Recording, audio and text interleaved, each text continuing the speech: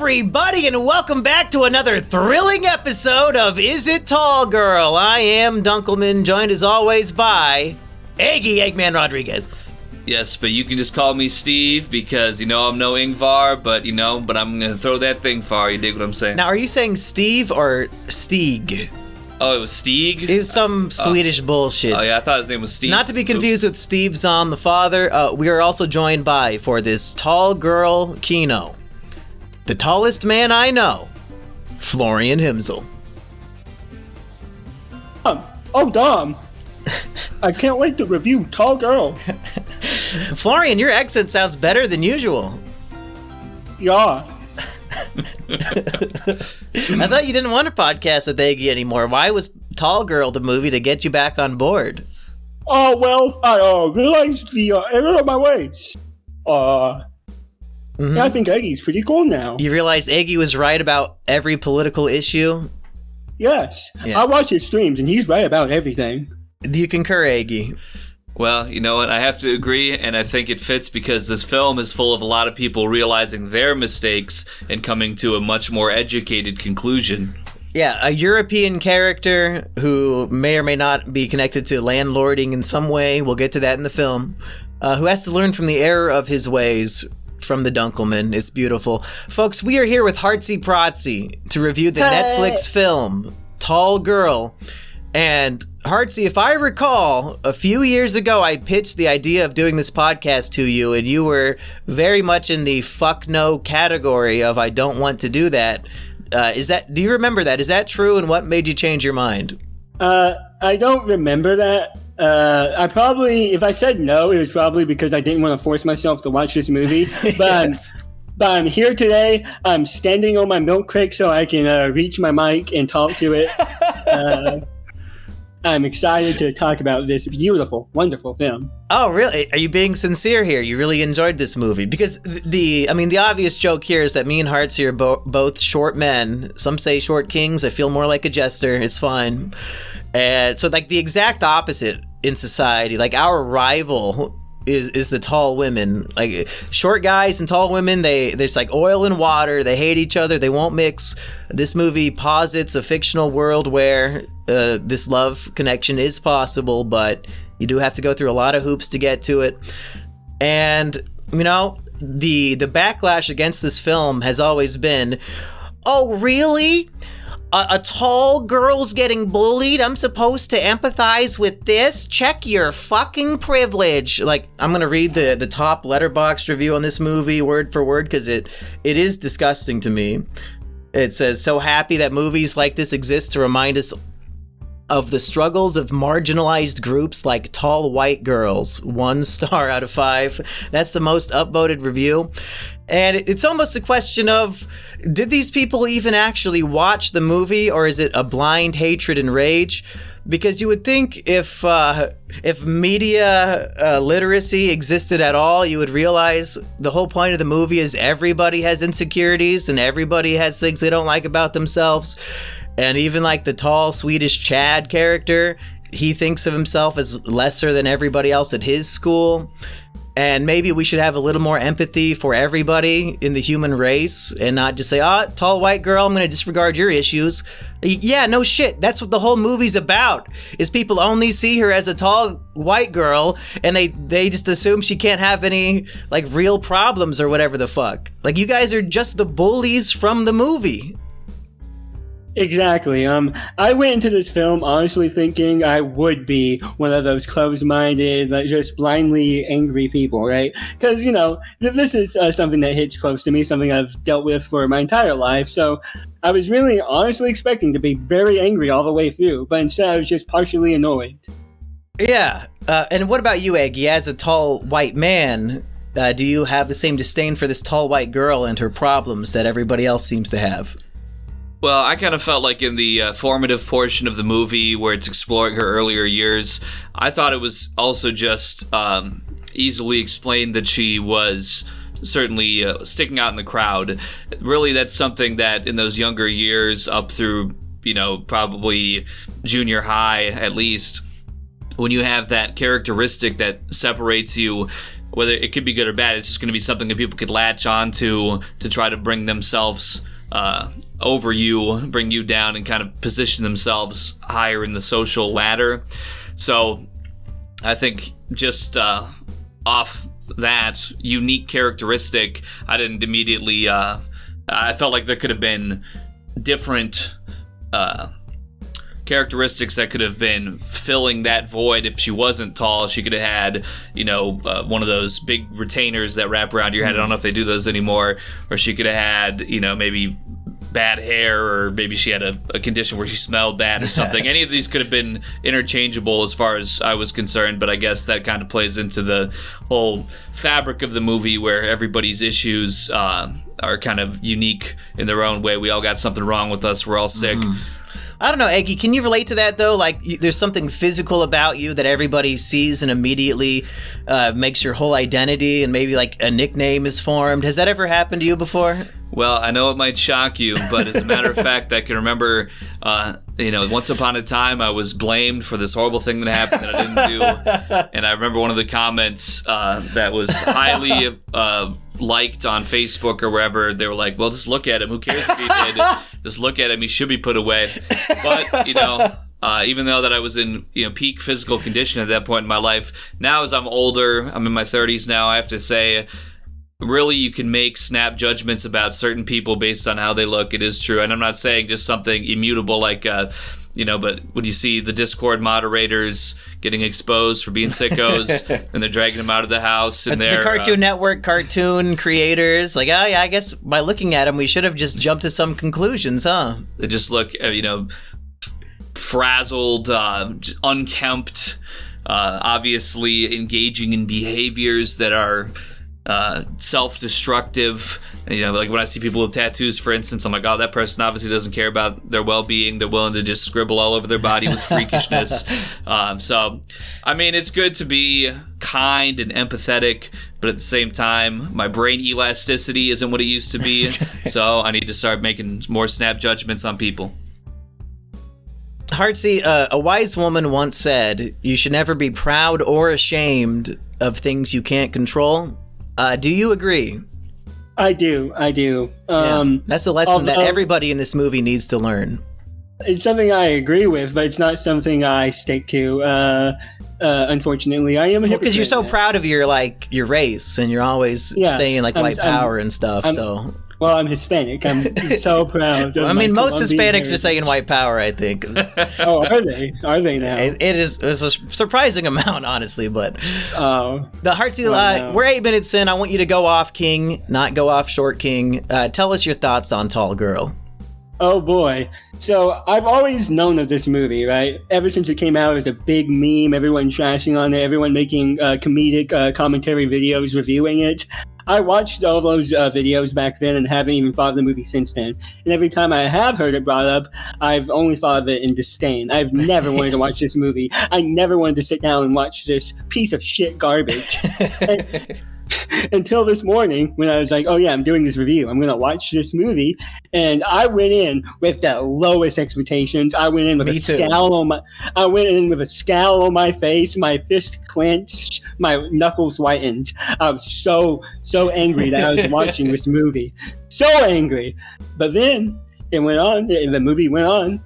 And I was like, okay, I like these characters. They're not that terrible, Tall Girl. She's kind of empathetic. I can kind of empathize with the feelings of isolation and alienation. In fact, the movie starts with the two characters explaining the definition of alienation. And I was like, okay, this is pretty on the nose. This seems like to be the thesis of the movie, right? But then it kept going, and I was I want to evaluate that scene where a tall girl and a random guy in the library are sitting across from each other, and they're talking about alienation or whatever. And then they both, he's into her, and then when they stand up and he sees that, oh, this is Tall Girl, this is a giraffe in front of me, he's suddenly not interested and kind of runs away. So very ironic and hypocritical of him after their discussion to suddenly alienate her furthermore. And also, did you notice in the reverse shot, the library books on the shelf behind each of these characters were uniform color. Like, this library sorts the books by color instead of alphabetically. Like, it was all blue books behind her and all yellow books behind him. What the fuck kind of library is this? Yeah, I didn't notice that, probably because I was too angry and and steaming and rage to focus on anything. But and the second the movie won me over and I realized it was not going to be that bad is when we see Tall Girl's parents, and it's Steve Zahn, who I love, who plays the dad in the Diary of a Wimpy Kid movie trilogy. And Angela. Yep, Angela from The Office is the mom, which... Honestly, the mom in Diary of a Wimpy Kid movies, she's fine. You know, she's the bitchy one from The Hangover, but maybe Angela would have fit even better. I really like these parents. Oh yeah, I love that. I love that the second they were on screen, I could tell what they're from and who they are. And Steve Zahn he's like obsessed with his daughter's height and trying to normalize it for her, but making it worse constantly, and bringing up, like at breakfast, the world's tallest woman died at a young age and shit. You know, it's lots of very funny scenes in here. Yeah, my dad did the exact same thing with me, but for the opposite. He tried to hype me The up. world's shortest man died at a very old age, and like, shit, I'm gonna have to put up with this for another 80 years. Kill me. Exactly. But continue. I cut you off from your discussion. My parents have always known I've been very down on myself for that and very upset about that factor of myself, and they've always tried to hype me up. They've always tried to be like, it's not that bad, you know, you can still do whatever, and I love them for that. I don't particularly agree with what they say, but I love them for trying. We were having lunch with Eggy's uncle the other day, and I mentioned I was 5'7" for some reason, and the uncle says, oh yeah, my son's 5'8". He's extremely insecure about his height. And I was, oh really? The guy taller than me is extremely insecure about his height. Thanks for letting me know, dude. Listen, you know, I come from a family, and we all took the red pill. And actually, I wanted to give a shout out to Steve Zahn. I think this is one of the first scenes that he's in the film. She mentions that she's 4 feet tall at 3 years old, and they're like in a doctor's office, and he's talking to the doctor. He's like, listen, what do you got? Anything that's going to stop her from growing any taller, because she's going to be a freak. And he's like, well, we got this, and it has worked for somebody at some point, but horrible health problems. And he's like, well, I mean, you know, like infertility problems. Yeah, so he turns around and he's like, oh, this is a little young to be asking at 3 years old, but do you want to have kids? And she's like, yeah. And he's like, oh my God, it's over. Brutal height pill. Yeah, if only she knew that her future height would restrict her from the ability to be inseminated to have a child. She did not think ahead when she was 3 years old. Hartsy, so it's a film about somebody whose height does not correlate with society's expectations of their gender. Mm-hmm. And I assume we both found this movie very relatable. And we have a self-insert character, even though we didn't write this. I have a literally me character in the movie, okay? His name's Dunkelman. Yeah. He's 5'7", just like me, and he's in love with the tall girl. And what I thought was very interesting about this movie is that tall girl presents herself as, I'm the freak of the school. I'm the ugliest, tallest, freakish girl. I'm 16 and never held hands, never kissed. Virgin for life, forever alone. Even that girl has a simp who is madly in love with her and will do anything for her. Her idea of being lonely and alienated is that the guy who's obsessed with her just does not fit her standards of beauty. So, like, I think despite the filmmaker's intentions, it's an accidental red pill that there's no such thing as a forever alone woman. There's no such thing as a female incel. There's always going to be a man who will be with you. Right. You're just too picky. And now you're going to pretend and feign victimhood in loneliness. Go fuck yourself. That was my thesis.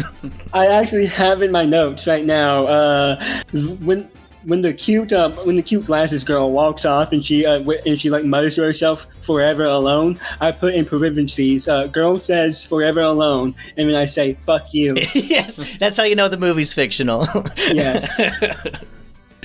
And then even she ends up making out with Dunkelman at some point, so not quite forever alone. So over. Mm-hmm. And then we have Eggy's self-insert sort of character, his literally me. It's the Swedish foreign exchange student who's 6'2", total Chad, sexy man, and Yes. tall girl wants to date him instead of Dunkelman, the short boy. I put when the Swedish guy walks into the room, I put love interest is Swedish, and then I put in parentheses like my favorite artist Blade. So Do you concur, Eggy? Well, I just didn't really feel like Stieg, who I've mispronounced Steve the entire time up until I was corrected. I don't think he had that Blady drip.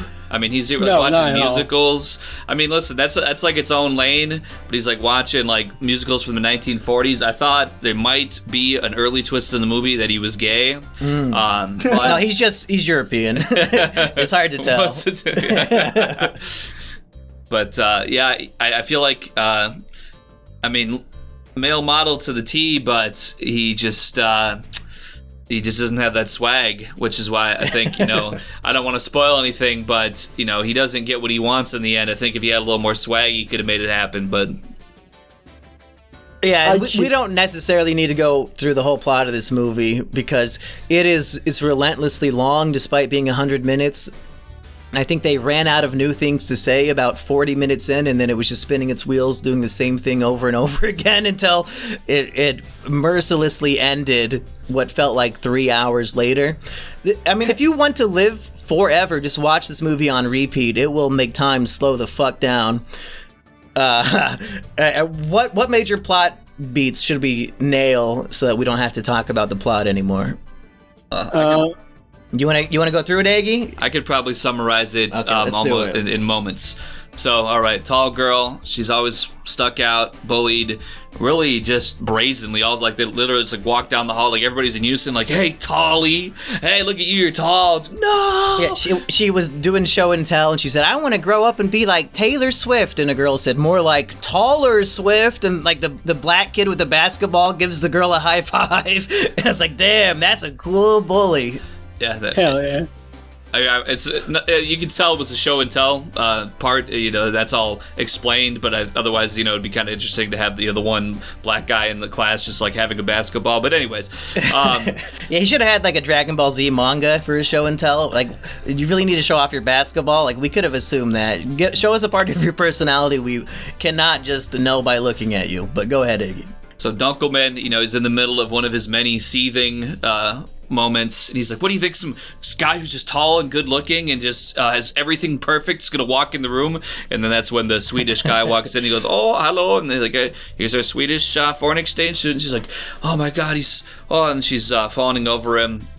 Her arch nemesis basically gets to him first.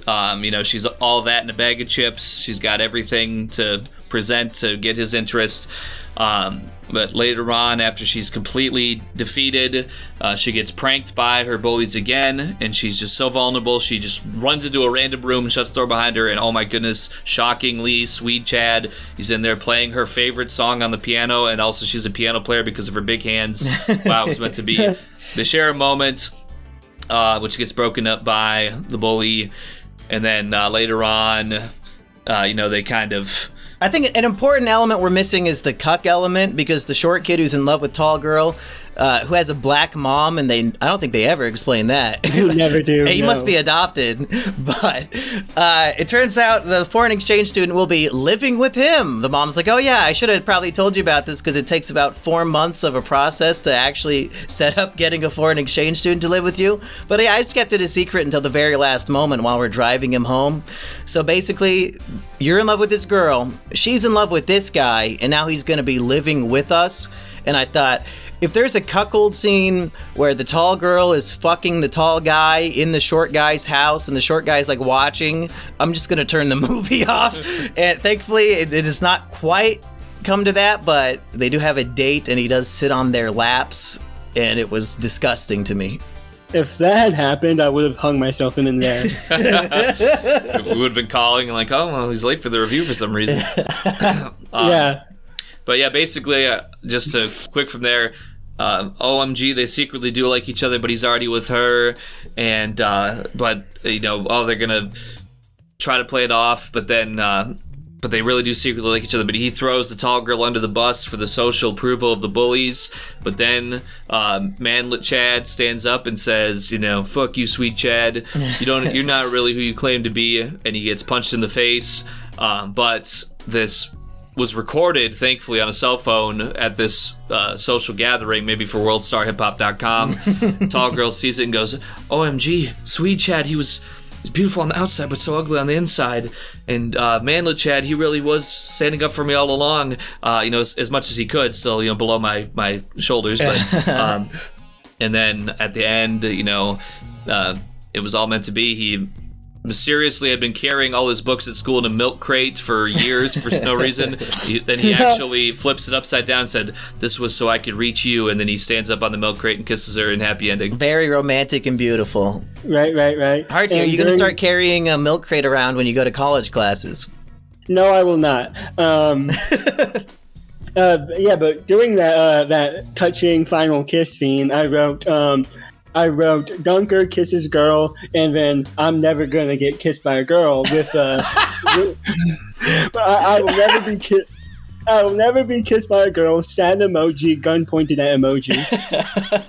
Yeah, at this point, Hartsy, what, you're 20 or you're 19 or how old? 19. I'm 19. Well, to be honest, you might, freshman in college, you might still have 7 years, like in this movie, to invest into a woman and to, follow her around. You still got time to make it happen. For somebody like my age, it's over.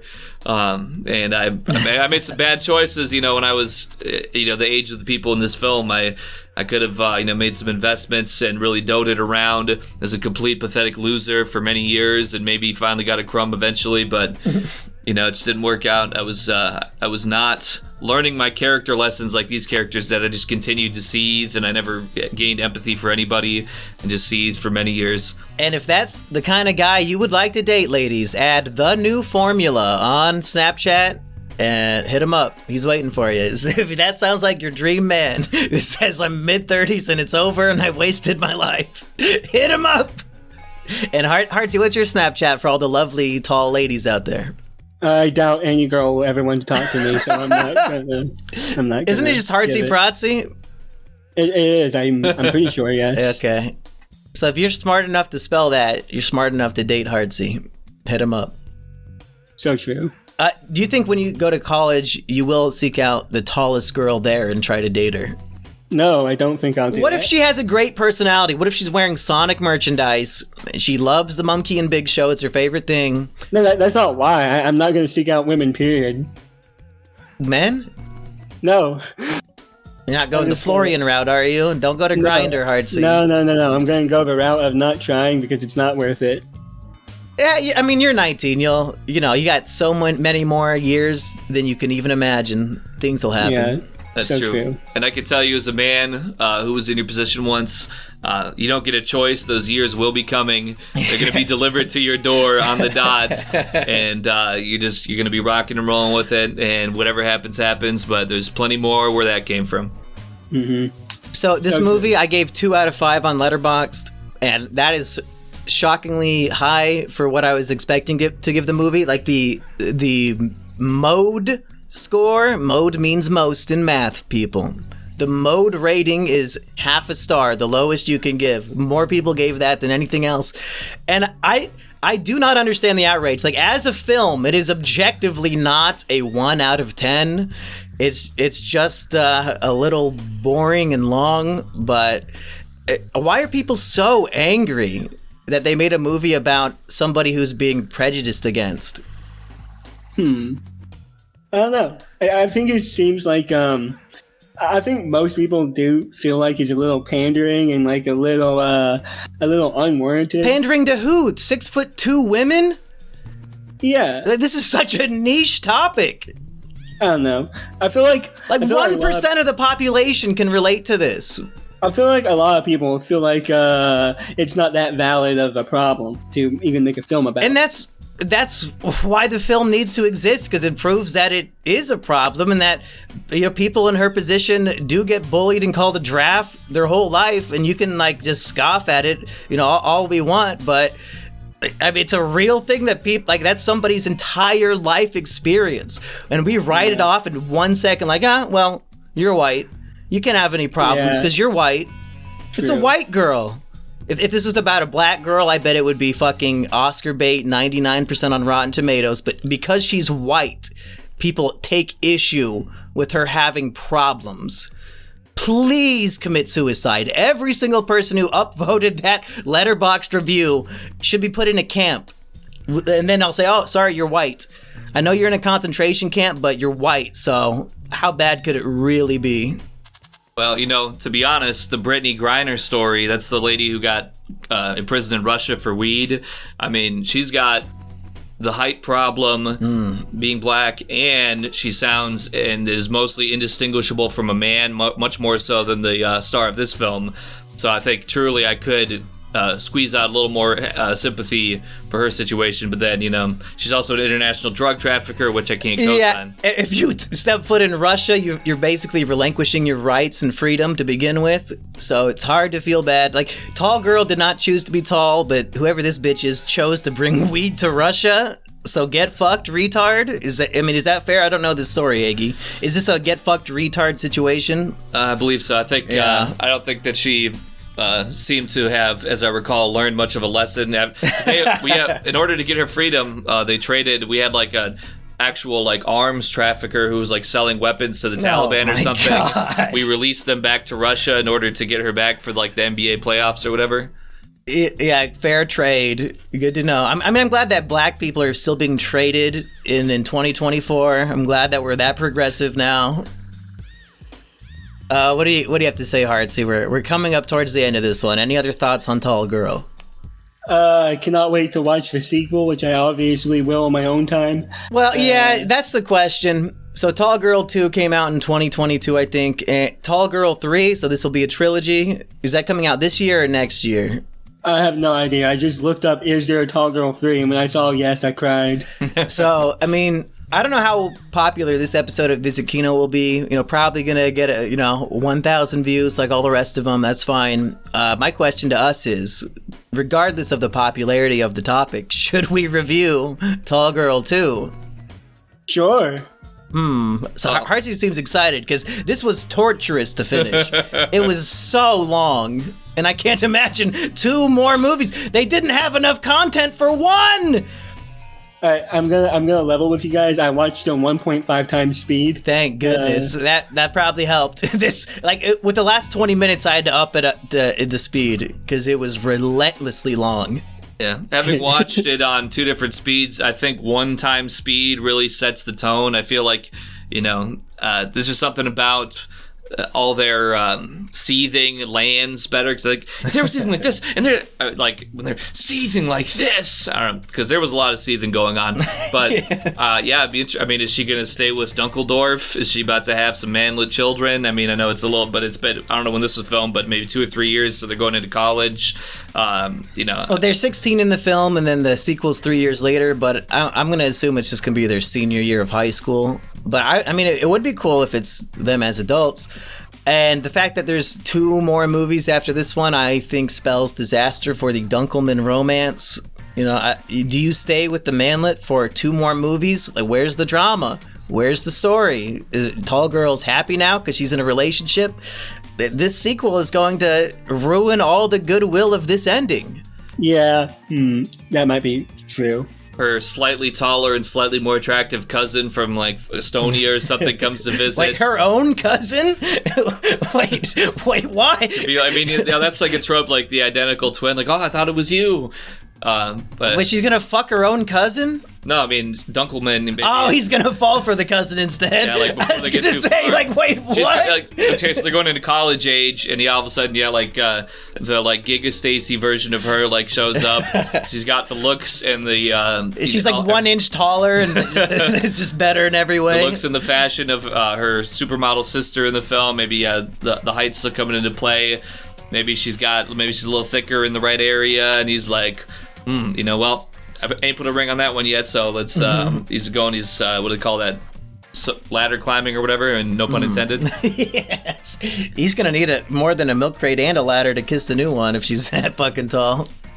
But since they're all tall girl 2 and tall girl 3, and there's no tall girl 2, short guy goes wild or something, or something to note his higher presence of him in the film, I think. Eggy, as you said that, the idea of tall girl 2, as in TOO, tall girl 2, as in I'm also a tall girl. I think this might fit. If the plot is there's an even taller girl, she is a tall girl too. If that's not what the sequel's about, they fucked up big time. But continue. What's your hypothesis for Tall Girl 3? I think it's going to be contingent on what Tall Girl 2 is about, because I hardly can imagine what that is. But I think it's a good plot, or even just to cut the romance part out of it. Maybe they just go to college and there's a girl who's lauded for her height. Oh my goodness, yeah, she's 6'3", and she's so good. And this girl's 6'1". I guess she's kind of tall, but she's not 6'3" girl who had to deal with this and this. But you had to deal with that, but not this. I can see that being something, but maybe for a 1 hour movie possibly. Or what if they had 3 years between movies and they obviously saw the backlash of, tall girl, who wants this movie? It's pointless. We can't relate to this. Who cares about her problems? What if they incorporated that into the second movie and the new tall girl is black and suddenly everybody's fawning and bowing down? Oh, your problems are so important because of the color of your skin. Oh my God. And the white tall girl, she has to deal with that and realize nobody gives a fuck about your problems if you're white. It starts off with she accidentally walks in front of some kind of exhaust or something and becomes slightly different complexion looking, and everyone's like, "Oh, what?" It's whoa, you look like you've gone through some real trauma in life. Please tell me about your lack of privilege. I would love to hear about it. So we just wrote the script for Tall Girl 2. Should that be our 48-hour film? We just call it Tall Girl 2. If we get selected for LGBT, no, I guess I got to put on the dress and then I put on blackface afterwards. Okay. Yeah, we can do blackface movie. If we get black comedy, we'll say, listen, we didn't know what you meant and we don't have very many friends. So what did you want us to do? Hartsy, do you have any final thoughts, final judgments on Tall Girl? What would you give it on Letterboxd? When I write my review, I'll probably give it a 2 or a 1.5. Not because I'm very opposed to this movie. As someone who's probably felt more isolation and rejection due to something outside of my control, more than pretty much anyone I know, I can relate to something like this, right? But also it's the opposite end of my problem. So it's kind of hard to fully get into the movie, Yeah, but I think if you boil it down to my height does not match my gender, you and Tall Girl have the same mindset, really. I guess so, yeah. But in the end, it's a happy ending for her, and my ending. Hey, your story's not over yet, Hartsy. Goodness. Okay, her ending came quick because it was a 100-minute movie. You've still got a long life to live. But so true. It would be funny if your whole life was torturous and empty and bad, and then you just had to live it for a long time. That'd be pretty good. Hey, we've all been there. So let's see. Any other pressing issues while the three of us are here on the Tall Girl review? You want to talk about The Boys season 4, Hartsy? Hell yeah. Eggy did see the 2 best episodes of the season. He didn't see episode 4 or the finale? He only saw the finale, I think. Okay. And then another one. I think I saw the episode directly preceding it also. Okay, so he saw 2 of them. What's the 2 best episodes to you? Because I would say episode 4 and the finale. Yeah, that's probably right. Yeah. Those are the only 2 actually good episodes of the season. That's basically my review, is that there's a lot of build up just to get to a good finale. I think most episodes are alright, pretty good, but there's only 2 truly amazing episodes in this season. The one where Homelander goes home, and of course the finale. Now, if season 5, every episode is on the level of the season 4 finale, we're looking at one of the best seasons of television of all time, but I'm not thinking it's gonna be that way. I would hope so. That would be incredible. Actually, about 20 minutes before we started recording this, they announced a Boys spin-off, which will be a prequel starring Soldier Boy. If it's about Soldier Boy in Stormfront, I'm watching the fuck out of that show. Your main characters are Nazis? Hell yeah, this is gonna be awesome. Even though Florian is just cheering, he's jumping up and down for joy. Yeah. Yes, I'm looking forward to that if that's real. That sounds like evil Captain America and Nazi woman, and it's a show about them. Let's do Hell it. yeah. So true. As somebody who's not very familiar with the series, when you say Soulja Boy, is that the rapper Soulja Boy who cranked that? Yeah, the rapper. Yeah. This is like a Captain America So parody. he's going to be Adolf Hitler, and he's going to be saving the world at the same time? Isn't he Homelander's like dad? Yeah, he's Homelander's biological father. Yeah. I never would have guessed. Homelander looked kind of white to me, but... I mean, Soulja Boy is white. I guess he must have changed up since last time I seen him when he was cranking that. Can you do the full Crank That song? Because that's the only part I know. Crank That Soulja Boy got me, woo! I'm more familiar with his remix of Throw Some D's, because that was what we used to play in high school, because there's a song called Throw Some D's where it's talking about like rims or something on a car, but he remixed it and he said throw some D's. It's about changing F's to D's on his report card so he doesn't get kicked out of school. For real? Wait. Just got my report card, I said throw some D's on that bitch. Okay, so Soulja Boy sounds like a relatable character for you. That's true. Yeah, I mean, I think me and him are the same age as I recall. Same GPA in school. Yep. Hartsy, do you have anything you want to plug other than your Snapchat, where beautiful women should contact you, and your Letterboxd, where you share some great opinions about the new norm? You know, honestly, I would feel kind of bad plugging my Snapchat because I might not even get to all these messages. I have so many people. So many beautiful women 24/7. trying to sit with you at the lunch table. I have so many messages all the time, and it's hard to get through them all. But I will try to get to you if you add me on Snapchat. Yeah, that's why I basically ignore 99% of incoming messages. Yeah, of course. Because I pretend I'm so swamped that I don't. I can't. It's not because I don't want to talk to any of you. It's that I'm so swamped. It would be unfair if I just chose one to answer. Exactly. I'd be just answering messages all day if I answered even one. So true. Yeah. But no, my YouTube. I will actually be working on video soon. Got a good one cooking up. Don't even just skip that part. I'm cutting that out because you say that every time. You're not making a fucking video. I do. You fucking liar. Plug something that actually exists. My Twitter. I post funny things on there. There you go. That is true. And literally, the only person on Twitter that I've replied to is Hartsy. I see his tweet and I say I could do better, and I give him a reply, and then I ratio him every single time. No, you didn't ratio me last time. Last time you replied. Wait, what did I say last time? I said... you said it shouldn't be called the boys because there's two girls, and I said the they, thems, and I guess that one did not hit with the public. Did not hit. Unlike my father. I'm guessing, I mean, surely it was a ratio, though. Like, your tweet had 2 likes. I would have had to get 0. I have 9 likes on the tweet. Yours got 3, I'm pretty sure. It's still only at 3? Yeah. Check it right now. It's still at 3? Because I'm going to have to retweet that then. Yeah. We're going to have to get some work done.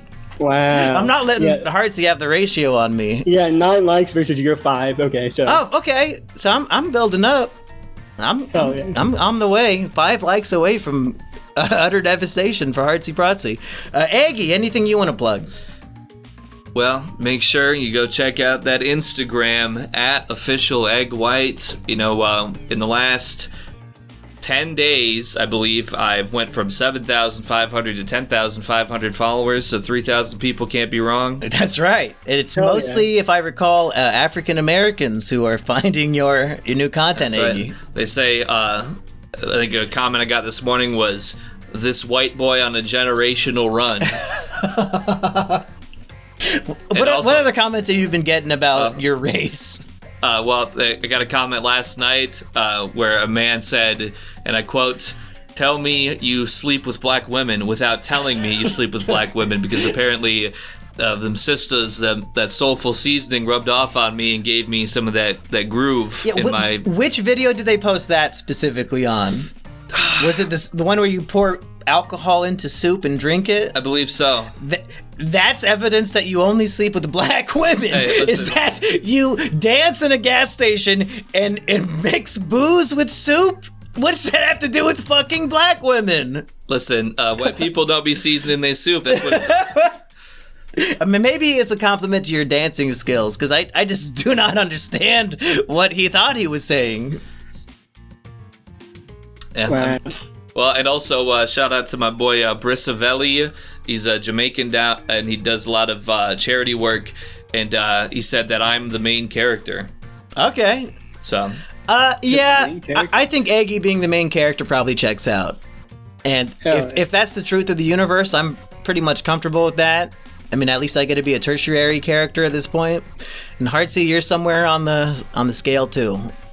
Special guest star this episode of the Universe's TV show. Bye, everybody. Oh, bye.